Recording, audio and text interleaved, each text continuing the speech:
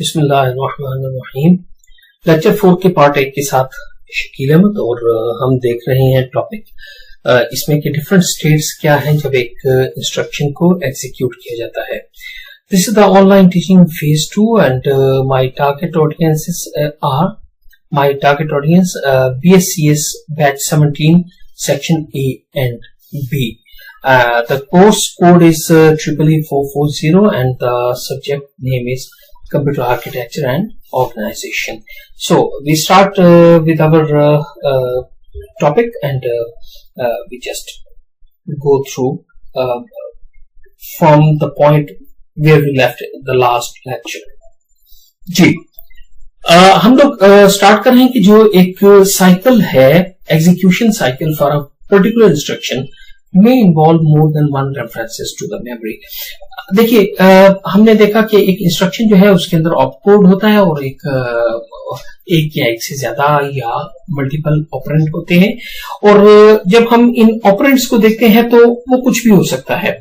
वो डाटा हो सकता है डायरेक्टली या वो हो सकता है कोई रजिस्टर का नाम हो सकता है या वो कोई मेमोरी लोकेशन हो सकती है, वो कोई वेरिएबल हो सकता है या इनपुट डिवाइस या आउटपुट डिवाइस, वो कुछ भी हो सकता है।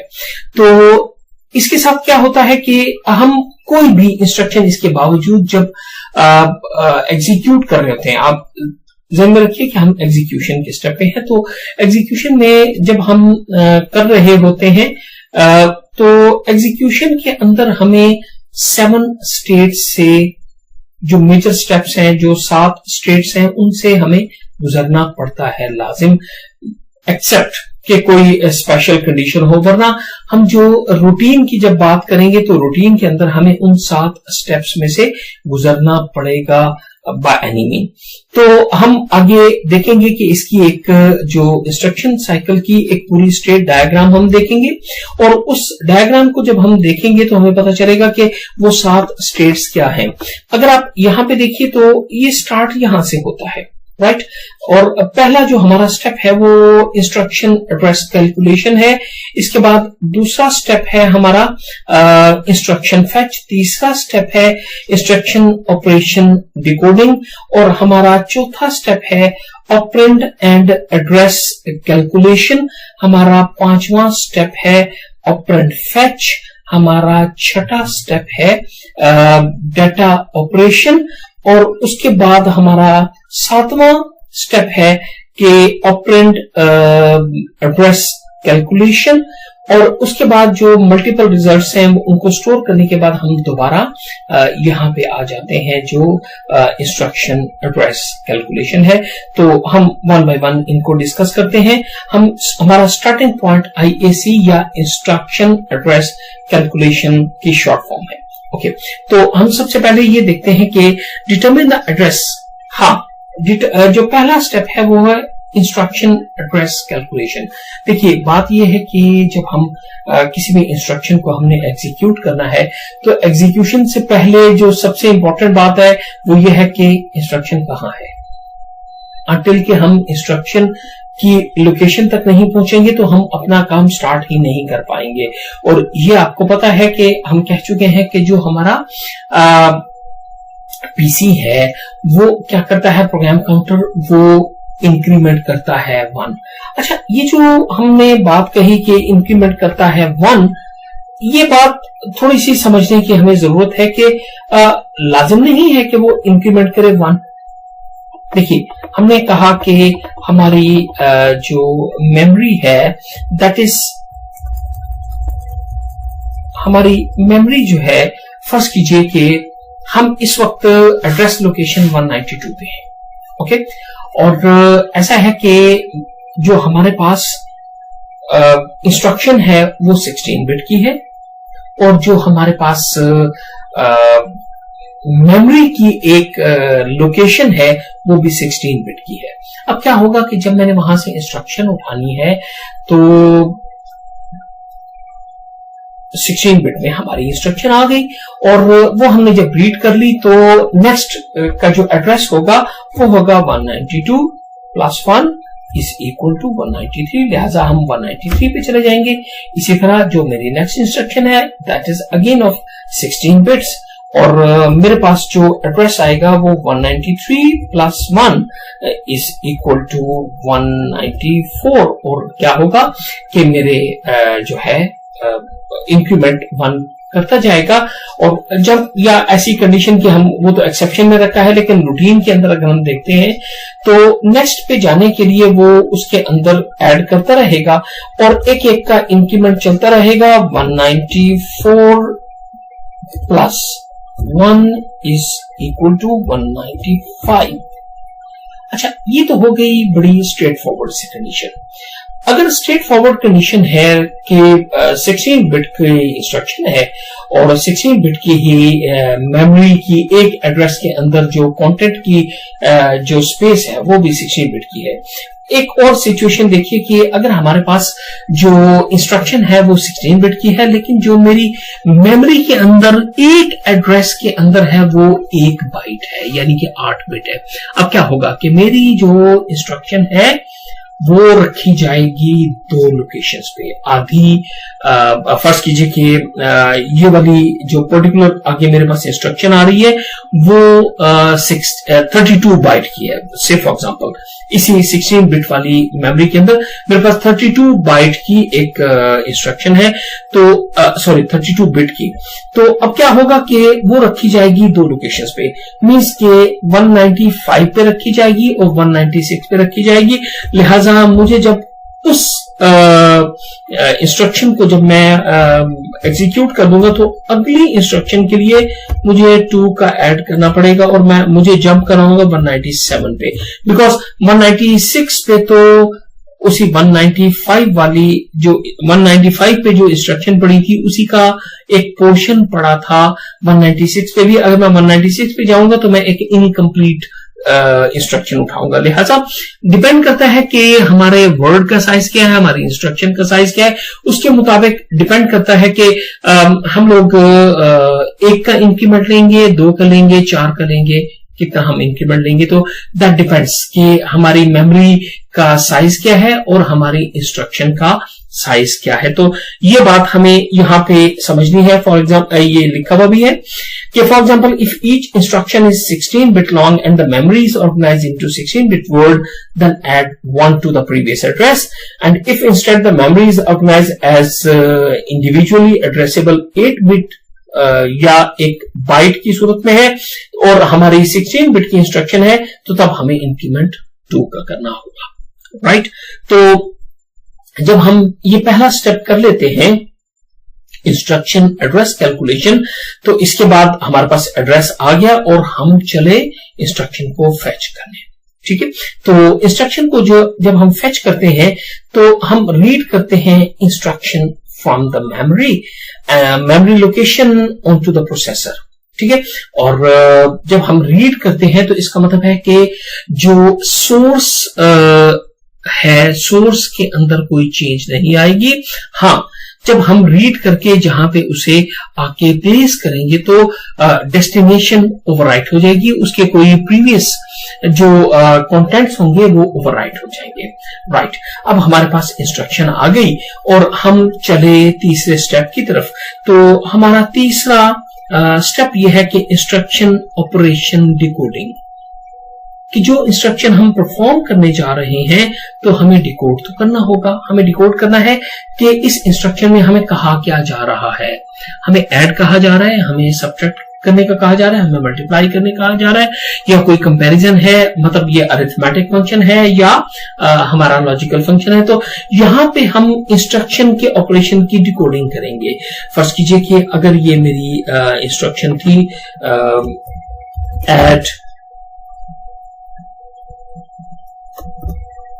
R2, 3, ठीक है। तो यहां पे सबसे पहले हमें डिकोडिंग करना होगी कि हम परफॉर्म क्या करने जा रहे हैं। हम जब परफॉर्म करने जा रहे हैं वो ऐड का फंक्शन है, तो इस स्टेप पे हम करेंगे इंस्ट्रक्शन ऑपरेशन डिकोडिंग। राइट। तो यहां पे हम एनालाइज करेंगे instruction to determine the type of the operation to be perform over the operand. ठीक है, तो हम यहाँ पे क्या कर रहे हैं कि हम ये देख रहे हैं कि एक्चुअली हमें फंक्शन कौन सा परफॉर्म करना है। अब जब कंट्रोल यूनिट ने देख लिया कि जी हमें ऐड का फंक्शन परफॉर्म करना है, तो वो उसके मुताबिक तमाम चीजों को अरेंज करेगा। अच्छा, इसके बाद जो अगला स्टेप है वो है ऑपरेंड एड्रेस कैलकुलेशन। राइट भाई, जो चीजें तुम ऐड करने के लिए जा रहे हो वो चीजें कहाँ है। राइट, तो हमें पता चलेगा कि यहाँ पे R2 है और 3 एज अ डाटा हमें डायरेक्ट मिल रहा है। तो हमें अगर फर्ज कीजिए कि यहाँ पे होता कि लोकेशन, कोई एक हमें लोकेशन दी होती मेमोरी की, फर्ज कीजिए कि दैट इज वो लोकेशन कोई भी हो सकती है, हम बाद में देखेंगे कि उसको पेरेंथेसिस में हम लिखते हैं। तो कोई एक लोकेशन थी, तो अब क्या हुआ कि हमने R2 का एड्रेस भी कैलकुलेट करेंगे और उस लोकेशन का एड्रेस भी कैलकुलेट करेंगे, और हम जब ये वाले ऑपरेंड के एड्रेस की कैलकुलेशन करेंगे, पॉसिबली हमें किसी इनपुट आउटपुट डिवाइस से ऑपरेंड मिल रहा हो, तो हम इसे जब कर लेंगे तो उसके बाद अगला स्टेप हमारा होगा ऑपरेंड फेच। ठीक है ना, जब हमें ये पता चल गया कि हमें रजिस्टर 2 से उठाना है और इस लोकेशन से उठाना है, तो ऑपरेंड एड्रेस कैलकुलेशन जब हमारे पास हो गई, तो इसके बाद हमने उस ऑपरेंड को फेच करना है, मींस के रजिस्टर 2 को भी लोड करना है और जो हमारी मेमोरी लोकेशन दी गई है वहां से भी एड्रेस को जो हमारा प्रॉपर डाटा है उसे भी उठा के ले आना है। तो उसके बाद क्या होगा, जब ये सारी चीजें हमारे पास हो जाएंगी तो हमने इन्हें ऐड कर देना है। This is called data operation, DO। ठीक है, तो अब हमने परफॉर्म कर देना है कि उस इंस्ट्रक्शन के अंदर हमें जो भी काम करने के लिए कहा गया था तो हमने वो परफॉर्म कर दिया, और उसके बाद जो अगला स्टेप है वो है ऑपरेंड स्टोर। वेरी ट्रूली ये बात मैं थोड़ी देर पहले भी पिछले लेक्चर में कर चुका हूं, पिछले पोर्शन में, कि मैंने कहा कि जब भी हम कोई फंक्शन परफॉर्म करते हैं, उस फंक्शन की जो आउटपुट है अगर हम उसे कहीं स्टोर नहीं कर रहे तो इट मींस कि हमने कुछ भी तो नहीं किया।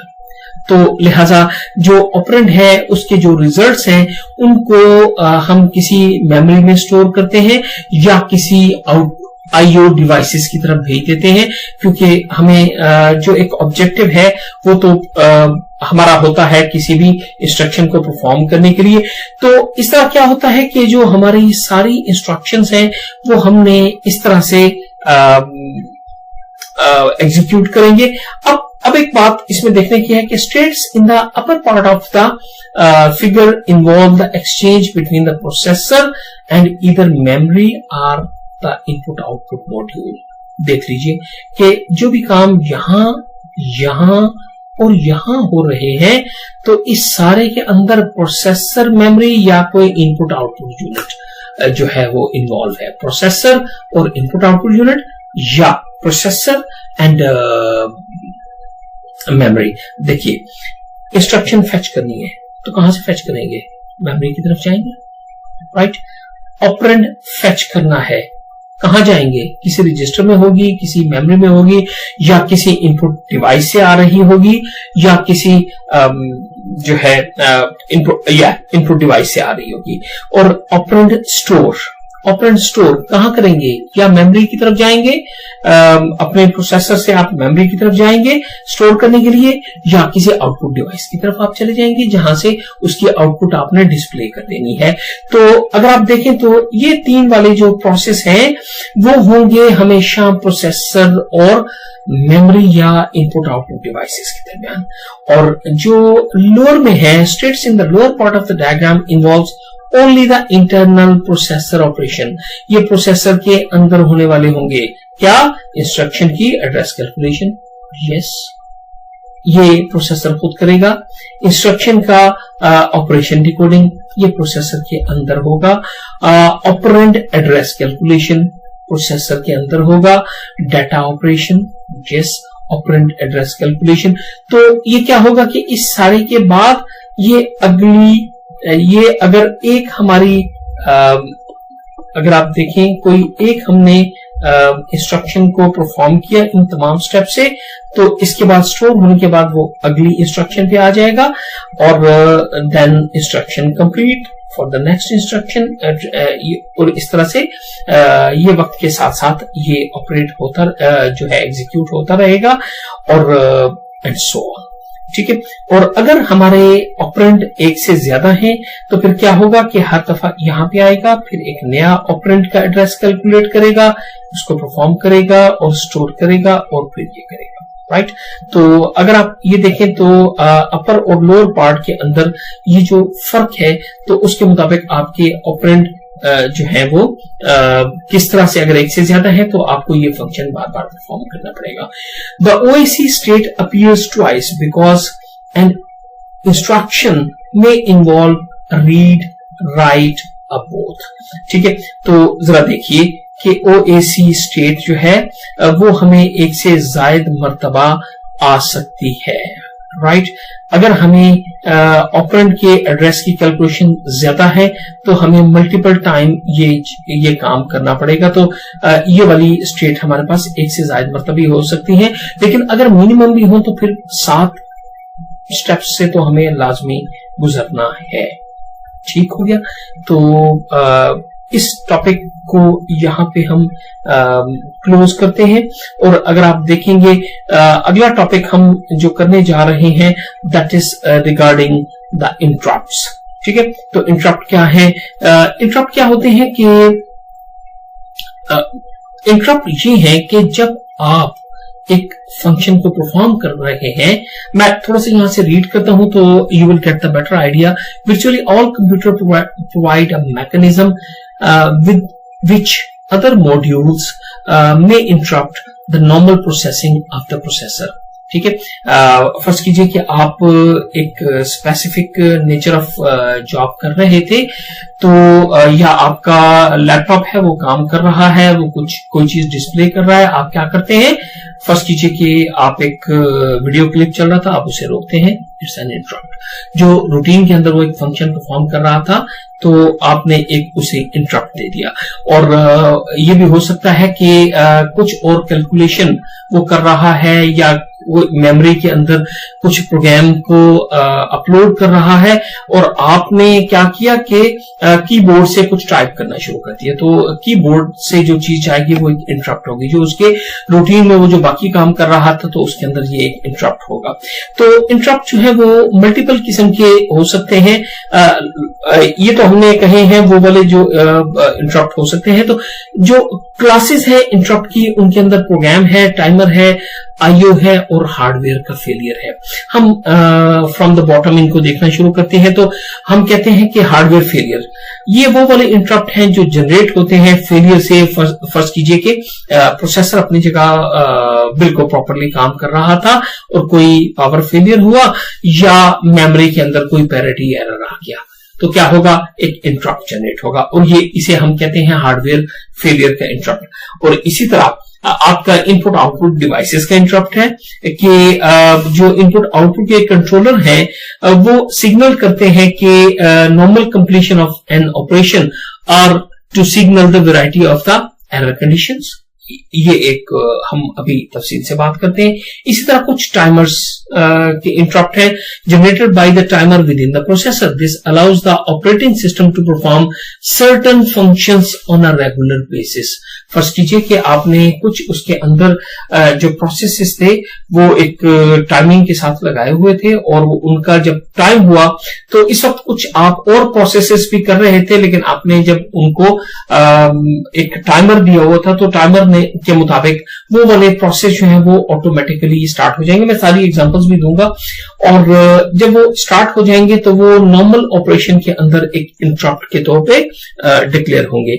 इस तरह जो प्रोग्राम में है generated by some condition that occurs as a result of instruction execution, जैसे कि आप अगर अरिथमेटिक फंक्शन परफॉर्म कर रहे हैं तो कुछ जो ओवरफ्लो है या कोई ऐसा आपने फंक्शन परफॉर्म किया जिसके अंदर कि आपने डिवाइडेड बाय 0 किसी चीज को किया तो वो कहेगा कि this is not a valid state और ये काम आप जो करना चाह रहे हैं वो नहीं परफॉर्म हो सकता, because anything divided by 0 is an undefined number.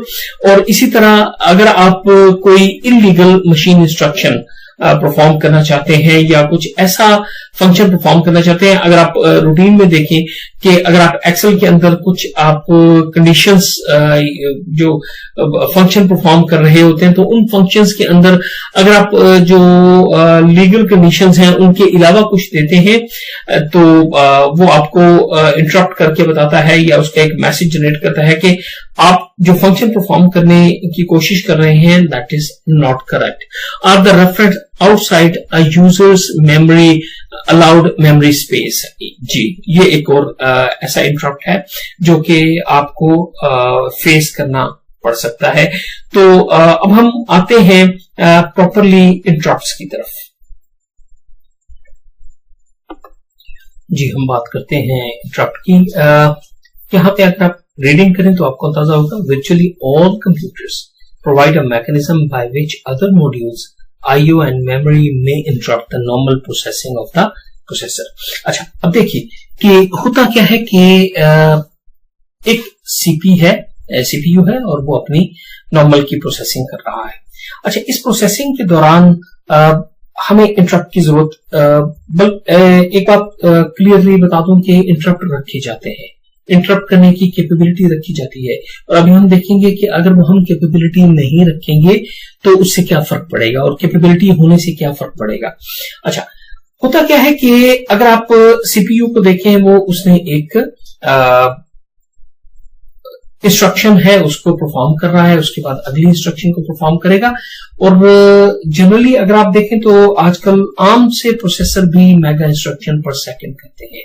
अच्छा, अब देखिए कि कोई ऐसा दरम्यान में एक इंस्ट्रक्शन आई आईओ की, जिसमें से सबसे अच्छी एग्जांपल जो बन सकती है वो ये है प्रिंटर की कमांड। फर्स्ट कीजिए कि एक प्रोग्राम एग्जीक्यूट हो रहा है और उसके अंदर जो एक रिक्वायरमेंट आई वो थी प्रिंट समथिंग।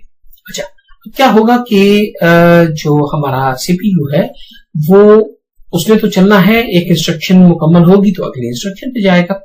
अब उससे जब प्रिंटर को भेजा अपना डाटा के तुम इसे प्रिंट करो, तो जैसे कि मैंने कहा कि एक आम सा जो प्रिंटर है वो तो मेगा इंस्ट्रक्शन पर सेकंड कर रहा है। तो एक इंस्ट्रक्शन के तौर पे अगर आप देखें तो माइक्रो सेकंड के अंदर एक इंस्ट्रक्शन प्रोसेस हो जाती है। Now this instruction is to print. और आपको पता है कि जब आप एक प्रिंटर से प्रिंट निकालते हैं तो वो तो कई सेकंड्स पे मुश्तमिल होता है, कुजा ये कि वो माइक्रो सेकंड के अंदर प्रोसेस करे। अच्छा, अब अगली बात कि आपके इस सीपीयू में इंटरप्ट का तस्वुर नहीं है। अब क्या होगा कि सीपीयू जो है वो अब क्या कर रहा है कि उसने प्रिंट की command the and sitting idle, आराम से बैठ गया कि जब ये प्रिंट की कमांड मुकम्मल होगी तो तब मैं अगली इंस्ट्रक्शन दूंगा। अच्छा, इस दौरान वो गाहे गाहे जाके चेक भी करता है कि क्या प्रिंट की कमांड पूरी हुई या नहीं हुई। अच्छा, अब क्या हुआ, इसका हमें नुकसान क्या हुआ? हमें नुकसान ये हुआ कि इस दौरान मिलियंस ऑफ इंस्ट्रक्शंस जो थी वो और प्रोसेस हो सकती थी, क्योंकि एक सेकंड में मिलियंस ऑफ इंस्ट्रक्शन वो प्रोसेस करता है। तो लाखों इंस्ट्रक्शन जो प्रोसेस हो सकती थी वो हमारा टाइम वेस्ट हुआ, सीपीयू का टाइम वेस्ट हुआ और हमारी जो जितने प्रोसेसिंग साइकिल्स थे वो रुक गए। अच्छा, अब एक और चीज, इस दौरान सीपीयू एक तो यह है कि काम छोड़ के बैठा है, और दूसरा काम जो उसके साथ जो दूसरी प्रॉब्लम है वो ये है कि काम छोड़ने के अलावा वो बार बार जाके चेक करता है कि क्या प्रिंटर ने काम अपना मुकम्मल कर दिया या नहीं किया।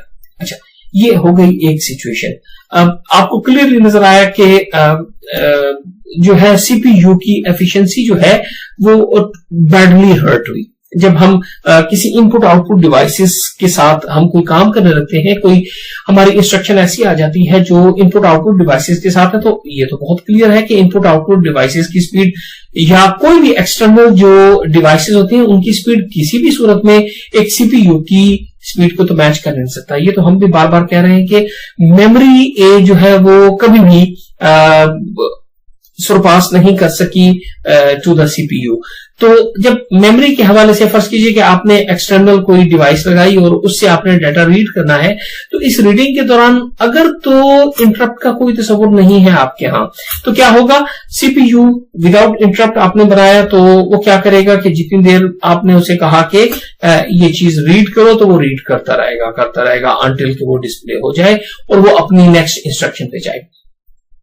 उसके मुकाबले में अच्छा, इस दौरान वो एक तो काम करना छोड़ गया, दूसरा उसको एक और आपने मसले में डाल दिया कि वो बार बार देखता है काम मुकम्मल हुआ या नहीं।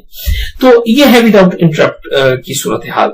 अब आप देखिए कि अगर आपने इंटरप्ट का उसके अंदर मैकेनिज्म बनाया हुआ है, interrupt is a very positive element, तो अगर आपने उसके अंदर इंटरप्ट का मैकेनिज्म बनाया हुआ है तो वो क्या करता है, प्रिंट की कमांड दी या किसी आईओ डिवाइस को कमांड दी और साथ ही उसे कह दिया कि जब तुम मुकम्मल कर लेना तब मुझे इंटरप्ट देना कि तुमने मुकम्मल कर दिया, मैं उससे आगे का जॉब परफॉर्म कर दूंगा, ठीक है। और मीनवाइल उस दौरान वो उसे जाके चेक करने का काम भी नहीं करता और वो जो उसने आइडल बैठना होता है तो उस आइडल बैठने की बजाय वो क्या करता है, मिलियंस ऑफ इंस्ट्रक्शंस और जो है वो एग्जीक्यूट कर लेता है। तो विदाउट इंटरप्ट आपको वेट करना पड़ेगा।